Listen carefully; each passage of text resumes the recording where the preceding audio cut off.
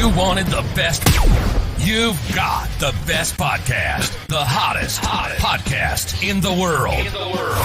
The Chris Voss Show, the preeminent podcast with guests so smart you may experience serious brain bleed. The CEOs, authors, thought leaders, visionaries, and motivators. Get ready. Strap yourself in. Keep your hands, arms, and legs inside the vehicle at all times, because you're about to go on a monster education roller coaster with your brain. Now, here's your host, Chris Voss. Hi, folks. Chris Voss here from the ChrisVossShow.com, the Chris Voss Show. Hey, welcome to another episode. We certainly appreciate you guys coming by. We're going to shock and amaze you. We got an explosive author and book on the show today, on a hot new book that's coming to wherever presses are near you, or bookstores as well. And we're going to be talking with Emily Flitter. She is an amazing New York Times journalist, and of course she's done quite a lot in journalism over the past 9-10 years, I believe.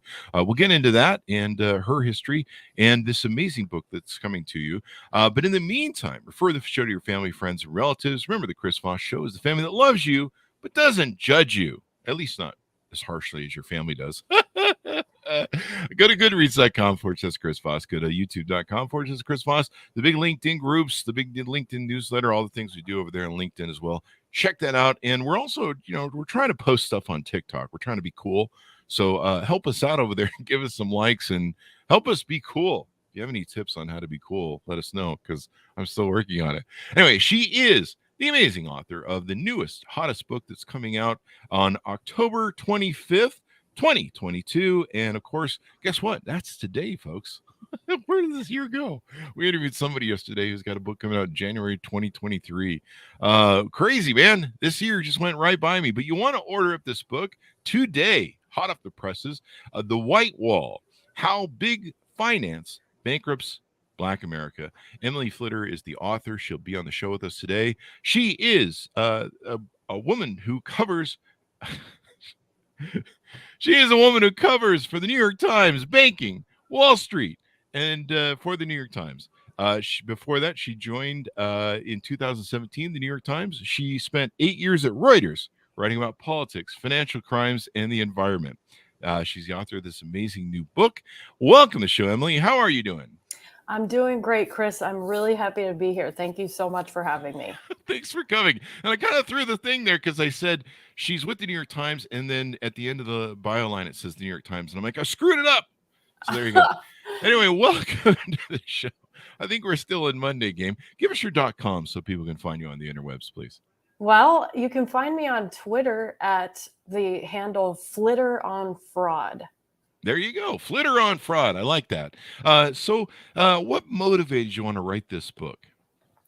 I started looking into the issue of racial discrimination at big banks, and I thought it would just be a story or two. And the more I looked, the more I found. And I also was nudged really hard by people whose full-time job it is, to handle stuff like this. And in particular, I met a lawyer who has sued every major bank in class action suits, on behalf of Black employees. Wow. And she said to me, people focus on gender discrimination. At this point, it was the Me Too, the height of the Me Too era in late 2017, early 2018. And she was like, racial discrimination is so much worse. And I tried to get her to tell me which bank was really bad. And she was like, no, you don't get it. It's everywhere. Wow. And nobody pays attention to it. So I just made it my mission to pay attention to it. There you go. There you go. So you got digging on some of the leads that you had gotten on this. And what did you find? Well, the first thing that happened was a JP Morgan Chase employee came to me with a just incredible cache of recordings that he made of his boss saying racist stuff. Wow. And it wasn't just his boss saying racist stuff. It was, he documented everything that happened to him when he tried to complain about being a victim of discrimination. Wow. He was a Black man, and he really was like very astute in figuring out how he could prove what so many other people think is happening to them, but they can't like get past the gaslighting. Because when he complained to JP Morgan, they basically just they said, we take these complaints really seriously, and then they just tried to bury him. They accused him of doing something wrong, and they told him that they didn't have any record of his discrimination complaint until after they had already started investigating him. And it just turned into like this whole mess. And that's what happens a lot. But it's so rare that somebody just has the presence of mind to record everything at the right time, the way Ricardo Peters did. That was his name. So that kicked off a whole bunch of, things and became the book. What was it like listening to those tapes and listening to it sounds like a bunch of guys sitting around being racist and saying racist stuff and Well, the heartbreaking moment in Ricardo's recording of his boss is when Ricardo is trying to say to his boss, I found this great client and I want to manage her money. And the client he's talking about is the woman who had received a settlement from a municipality over the death of her son. So it was really sad. She had gotten about $400,000 in the settlement, and she had come to Ricardo and opened a Chase account to keep the money, and Ricardo wanted to help her invest it and grow it. And his boss said, and the woman was black, by the way, and his boss said, you're not investing a dime for this lady. She doesn't, this isn't money she respects. She didn't earn it. She's from Section 8. And Ricardo says to his boss, but I thought that was my job, is to assure how we, how to preserve and grow the money. I thought that was my whole job. And he said, no, you're not investing a dime. And hearing that was the way Ricardo is confused before he just kind of realizes what his boss is really saying. He's like, wait a minute. That's really what breaks my heart every time I hear it. Wow. Calling her Section 8 and all that stuff. I mean, it's like, sounds like a present maybe we had that used to give off, what are those things? They say things that are signals and stuff. Just crazy. I mean, this must have been just nuts to take and listen to. And here I thought, we've had a number of inclusion officers on the show. We've talked about inclusion. A lot of companies have adopted inclusion officers and inclusion aspects into their human resources and manuals and stuff. And it's surprising how endemic this stuff still is in corporate culture.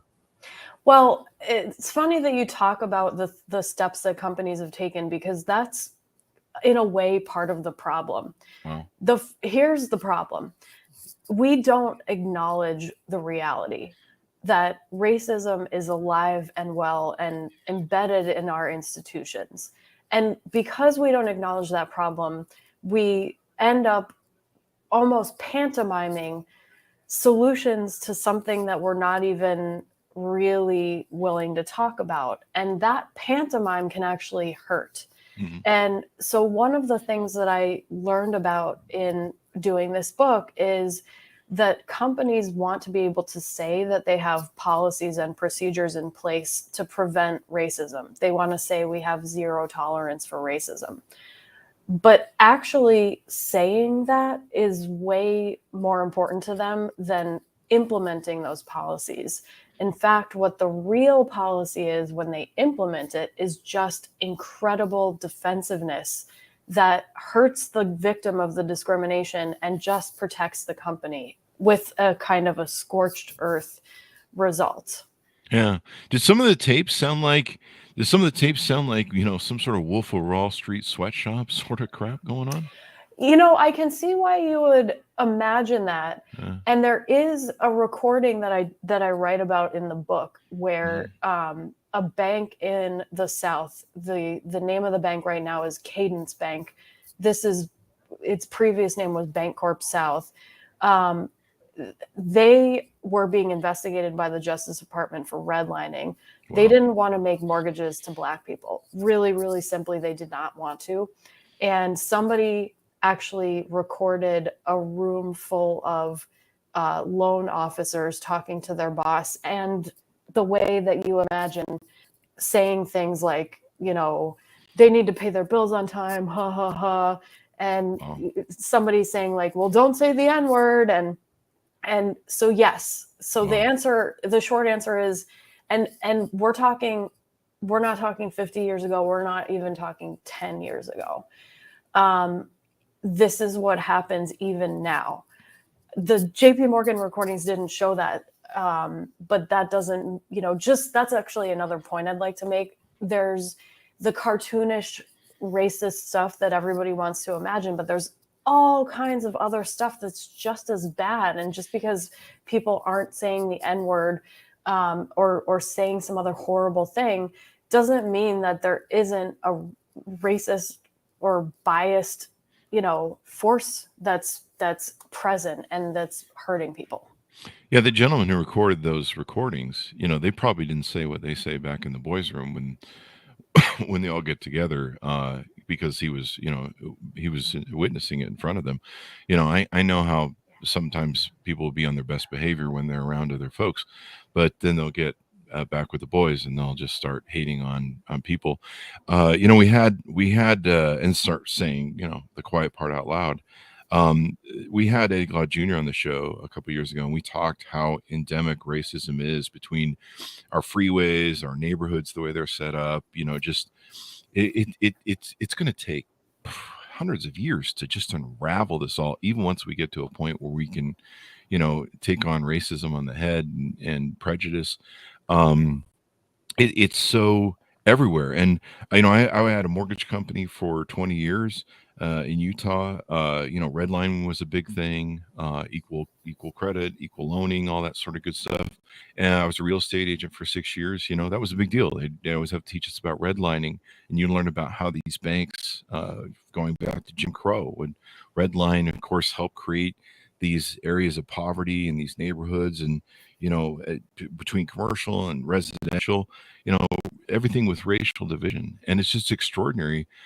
Did you find that it's more prevalent in big finance, or is it more dangerous in big finance because of the effect they have on like neighborhoods and different things like this, and money and wealth when it comes to that's the one thing Black people struggle to have is generational wealth that gets passed down. Of course, we destroyed a lot of that up until the 60s. Well, that's the thing. I don't think we stopped. Mm-hmm. And that's the problem. I don't think the institution size matters so much, but it is a big problem across the board because, and again, my book, the way it's set up, it's designed to make this point and to show you the individual components that go into this big picture. And the big picture is that there are all different barriers that Black Americans face to building generational wealth and preserving it and passing it down. And I basically saw that as a wall. And then I wanted to look at the bricks. And so the bricks are these different components of the banking system. They are anything from what happens when you're Black and you walk into a bank and the tellers start profiling you and thinking that you're going to rob them or whatever, to if you're an employee and you can't get justice and you can't get promoted and you can't get paid, of the same rate, to insurance. Insurance is a really big one, actually. And if you were in real estate, then you must know a little bit about this.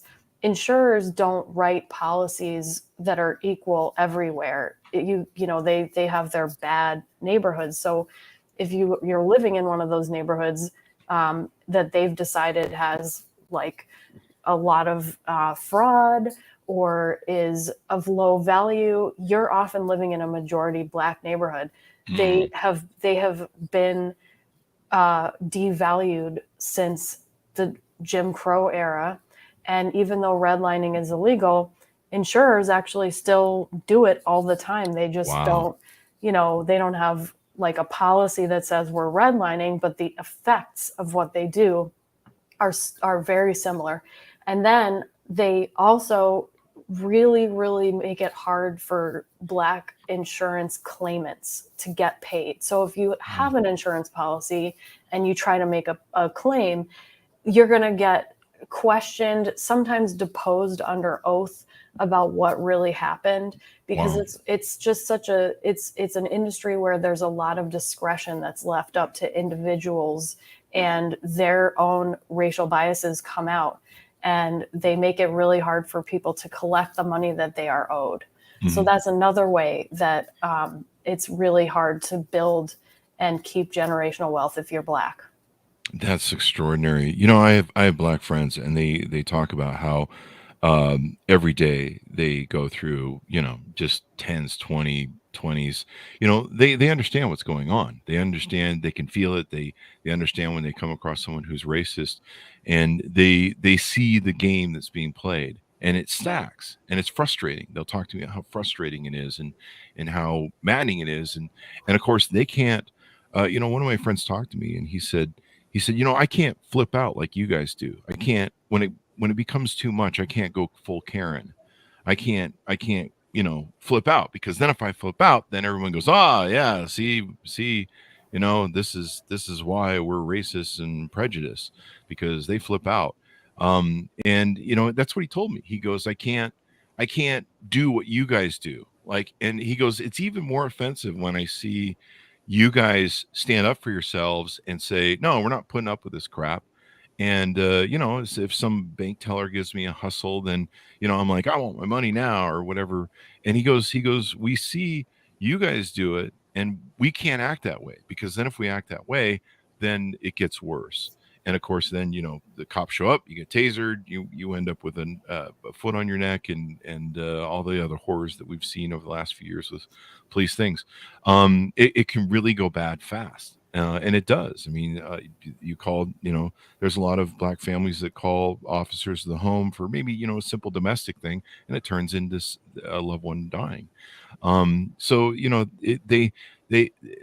my friend described how he feels that, it holds them in. And so, you can't fix it, you can't deal with it, but what's going on. They're not unaware that, wow, I didn't know that this was going on. That's really interesting to me, because I always wondered, whenever I moved around Las Vegas, which is a huge city and huge county, and I moved around for 20 years or so. And I always wondered, how come every time I change zip codes that I'm still in the valley of Las Vegas, the county of Las Vegas, Clark County. But I'm like, how come my insurance bill changes so much? Like, I'm like, for just my auto. Yep. And it never occurred to me what you found in your book. Yeah, I could write a whole book on just insurance. It's one of the problems with the industry is that there's no federal regulator that's in charge of overseeing insurers. They're regulated by states, and no state has the money and resources that it takes to really scrutinize the companies, and they get away with a lot. And they don't have to share a lot of data about what they're doing. So they're just operating with basically very little to no accountability. And this is what they want to do. Wow. It's really incredible. Yeah, it's interesting to me. You mentioned it comes down to even the front line, the very front line. And if they're prejudiced and stuff, like the bank tellers right at the beginning. So it can go all the way from the executives at the top to anywhere in between, and have an effect. I honestly thought that we dealt a lot with racism. I was foolish to believe this when we elected Obama as president. I was like, okay, well, we're making some really good progress here. And then we went back the other way, as President Obama calls it, zig and zag. This country moves back and forth. And I went, wow, okay. I thought we'd done that. And then, on January 6th, you saw the Confederate flag in Congress when they attacked the Capitol. And I remember looking at that. I'm still just stunned to this day to see that flag in the Capitol that never ever got that far with the Confederate Civil War. And And it made me realize, it hit me like a ton of bricks, that we have not resolved the Civil War. And we're still in this racial battle. In that case, people died. And people are proponents of violence right now, suggesting that, we need violence and fascist authoritarianism sort of attacks. And if you study history, you understand what all this leads to on the train that we're on right now. So you found insurance companies do the same thing, and I imagine it's the same thing. It can go all the way from the insurance executives down to the agent at your local insurance office. Yeah, I mean, the way insurance works, you have the agent who sells policies, and then you have claims adjusters who do the investigation and figure out who is owed what when somebody makes a claim. And the agents are trying to sell insurance. And so I focused more on the adjusters who are trying to, sort of by nature of the business, pay as little as possible to people.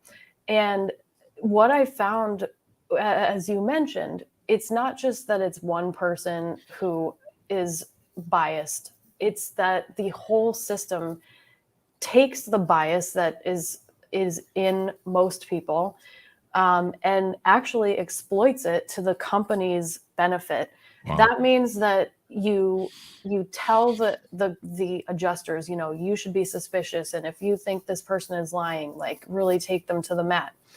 But what I found with State Farm, for instance, and actually some of this is in my book and some of it I've found since I wrote the book, and you can read my stories about it in the New York Times, I found that State Farm actually appeared to have a policy of sending claims that came out of majority Black neighborhoods to a special investigation unit, where leaders were telling the investigators there is a lot of fraud in these neighborhoods. Wow. So, I mean, when you say this goes to the top, it really does. It's an institutional thing. It's not just like you got one bad apple and the bad apple can be weeded out. And I think it's really important to make that distinction, because these companies want you to think every time you hear a story about something horrible, like what I reported about with the JP Morgan Chase employee, they want you to think that this is just, not everyone can be good. There's always going to be a bad actor.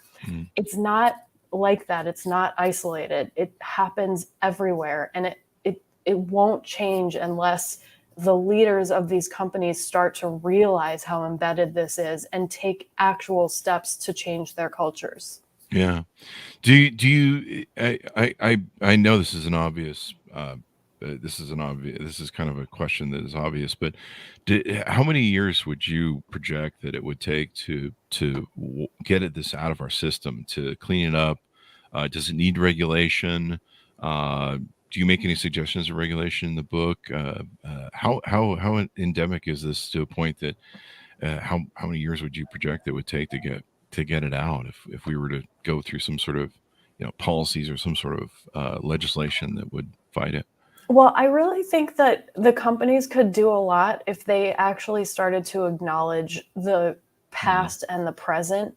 And my suggestion in the book, which is not the only thing that these companies should be doing, but it's a big thing, is that the companies should embrace the movement and the effort to get this country, the government, to pay reparations. And my argument, which actually this is not my idea.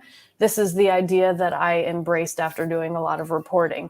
It has come from people far smarter than I.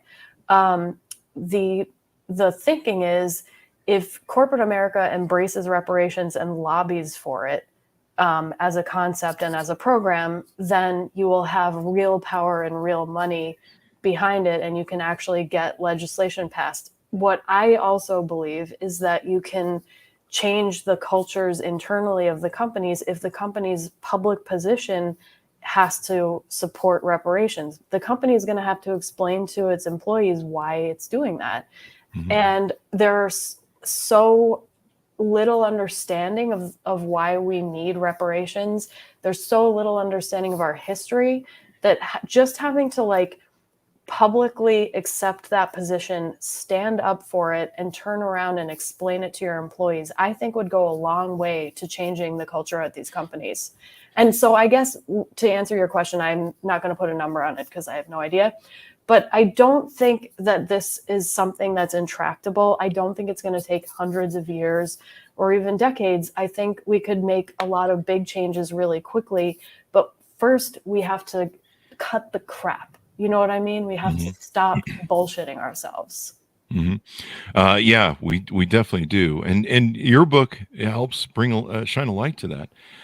It doesn't seem like the penalties of lawsuits are enough because, you know, the attorney you initially spoke with about this goes around and sues these companies, and evidently even the penalties of those financial losses still don't compel them. You're right. The settlements that these lawsuits produced may have restored some of the damages that the employees experienced who were in the lawsuits, but they didn't do anything really to change the courses of the companies. In fact, in some cases, there were terms that the banks had to meet. Morgan Stanley comes to mind. They actually had a monitor, somebody who was appointed by the judge to come in and make sure that the bank was behaving better toward its Black employees. And what I found through my reporting was that while the monitor was in place, things got maybe a little marginally better. And then when the monitoring period ended, everything just went back to the way it was. So these lawsuits, I'm not saying they shouldn't happen because they're the only way we know about this stuff, but there's no, well, you know what? Let me qualify that a little bit. Linda Friedman, the lawyer who we've been talking about, if you asked her what the lawsuits did, she would say 30 years ago, there were no Black employees, not enough to form a class at some of these companies. And now at least there are enough Black employees that when you have a class action complaint, you can get it certified because there are enough people to form a class. You need 40, I think. And she thinks that's progress. It's like little incremental bits of progress. I think that we just need a huge cultural change, and that this progress is way too slow. Yeah, it's just amazing to me when I sit and I think about it, because we've had a lot of great authors on the show that have talked about this problem. In fact, it was a big topic back in the George Floyd killing, and a lot of great authors and books documented what's going on and addressed it and tried to shine a light on this issue. And it's great that you've done this as well, especially in the detail that you have. You even found that a lot of from everyone from single mothers to professional athletes to employees, they get scammed, they get defrauded by people that they trusted with their money. So people rip them off, I guess, financial advisors and things of that nature. Well, I think everybody is, at risk of getting scammed. The real ripoff comes from the everyday business that these innocent people are prevented from doing because of their race. Does at the core, do we just need to teach anti-racism? Teach what racism is and how to not embrace it. People aren't born into racism; they're taught it. I've had this discussion with the authors on the show and said, do we need to have a better education system in our things that teaches what racism is, how to avoid it, be more inclusive? A lot of these people, they get it from their parents. They get it from their parents or sometimes their environment. I see a lot of it in gaming. In our gaming groups that we have, I have like huge discords and stuff for gaming. The use of the N-word is rampant, and we have to ban it. We've had to have Sony come in and erase a bunch of people and get them blocked and get them in trouble. It's just rampant how much of it's out there in that environment that makes it seem okay. But I think a lot of it comes from their parents, and I don't know, maybe we have to cut it off, to me, at the beginning of the core. Like, I agree with you what you say. We need to do a lot more stuff up at the higher levels, but it almost seems like somehow we could squash it when it first gives birth in young people, when they they click over, when they decide that, hey, I'm going to start adopting some of these racist sort of tropes and habits and stuff they say. Yeah, I mean, we absolutely, like, I think we need better, like, education Mm-hmm. across the board. I think we need to, I mean, you're kind of drawing me into an area where I'm not an expert. I'm an expert in the financial system. I have traveled all over the country, though. When I covered the 2016 election, and I went to a lot of political rallies, and absolutely felt like we could do a way better job in this country teaching history and civics, and preparing people to be in society better than we do. I think absolutely. Yeah, even the day after Trump won election, I had to sit down and I was trying to understand what happened. I was like reading over all the election numbers and hearing about this white nationalism that I never heard about. And I was like, and suddenly, great newspapers like yours started, newspapers, like anyone knows what those are anymore, right? I still remember reading the New York Times in newspaper. And I still like newspaper. I grew up with the comics. That was my first rendition of growing up, was reading the comics. And my dad was a newspaper flinger. He'd put them in the coin boxes that would be on there every corner in LA. But I still remember, reading about the newspaper and finding out about all this stuff that went on. I've lost myself in the segue. I went totally back to my childhood and lost the segue what I was doing. But it's something that I think we all need to address. Oh, I remember reading in newspapers like yours where they would talk about what white nationalism was and how it was just rebranded KKK, and then I started realizing some of those words, those words that Trump was using and the people from the white nationalists were using, and the branding they were using, like our heritage, and the different keywords they use, the tropes keywords they use. And I didn't realize, because some of them were in my vocabulary, and I didn't realize that they were being used or weaponized in that way. And so then I had to go do a house cleaning on my own world and go, do I use any of these words? Because these are not cool words anymore, because these guys are weaponized them and use them for racial tropes. And do I have racism in me? Do I need to look harder at, maybe is there any sort of prejudice that I have that I'm maybe giving off, or that I maybe haven't addressed, that maybe we need to learn more about? And of course, I did that with George Floyd, where I had to kind of look inside and go, how do we get here? And do I need to be a better person? And what do I need to do? Well, I'm really glad that you described that journey. I think that one thing that I'm experiencing as I talk about this book and the work that I did on it is that if you read this book and you're Black, you're like, oh yeah, I have my own stories like this. Everybody who has had to live this experience knows that what's in the book is real, and it's a real problem. White people, including myself, do not have to deal with this on a daily basis. And I think that some of the times when I'm talking about this book and I'm talking about it with another white person, that person feels like, oh my God, like, what does all this mean for my sense of who I am? Like, am I good or am I bad?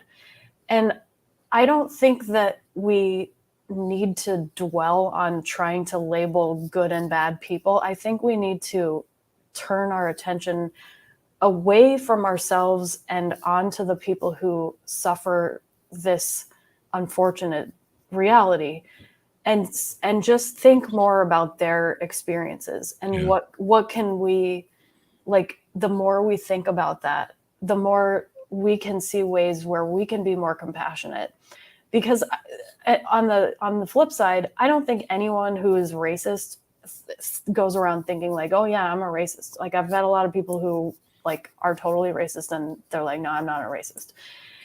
It doesn't like matter. You don't need to like probe yourself and find an answer to the question. All you need to do is open your heart and your mind to the experiences of other people and take an extra second and think about, how am I in the habit of judging what I see?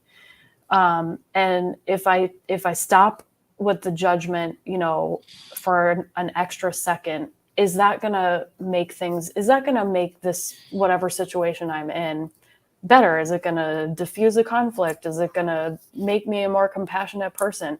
We all want to be good, right? I mean, aside from, you know, somebody who's like, my name is Dr. Evil and I love being evil, like all of us want to be good. We want to like be good in society and we want to make people feel good. And I think we all can.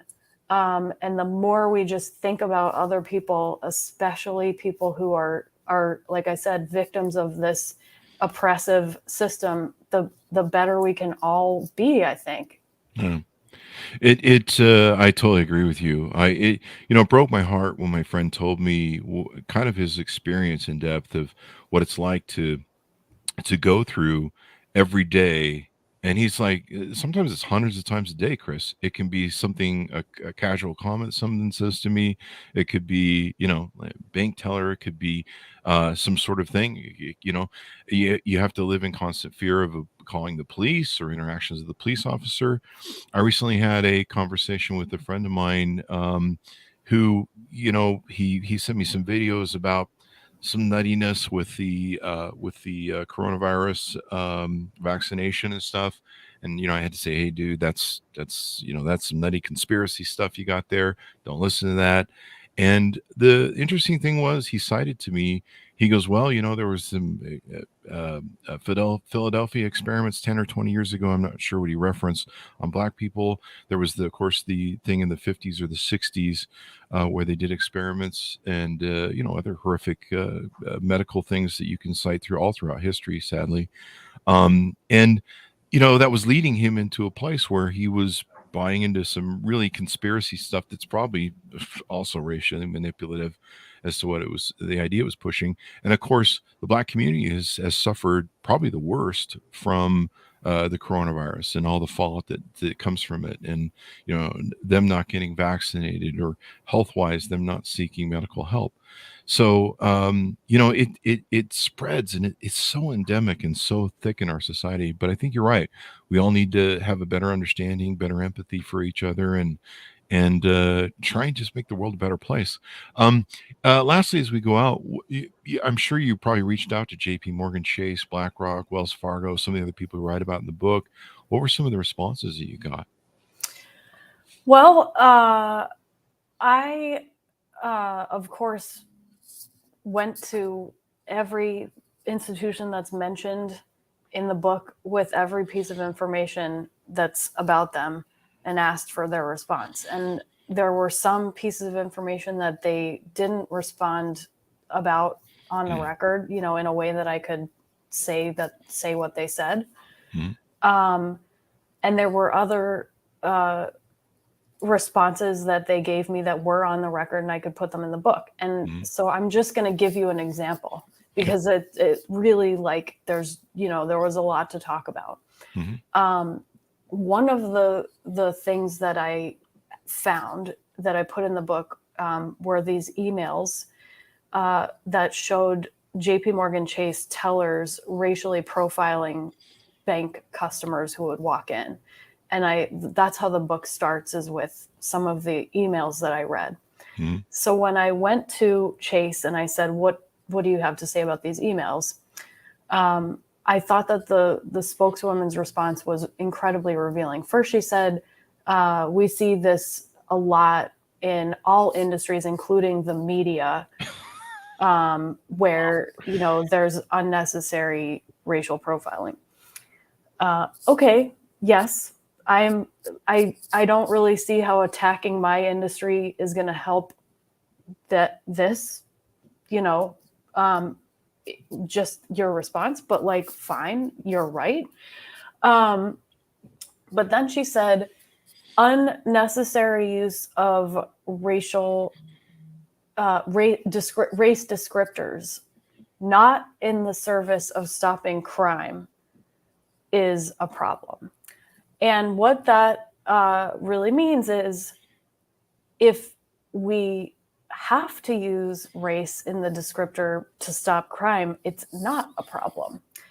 And I thought that was a really sort of interesting way to put it, because it was almost justifying this, and also not really responding to the part of my question, which was, if race is so necessary, then how come all of the people who aren't Black don't get described as white? You know what I mean? Like, and also how come their behavior is described, and in the case of some of the Black customers who are described in these emails, it's just a description of what they look like, and then it says the teller didn't, trust their check or something.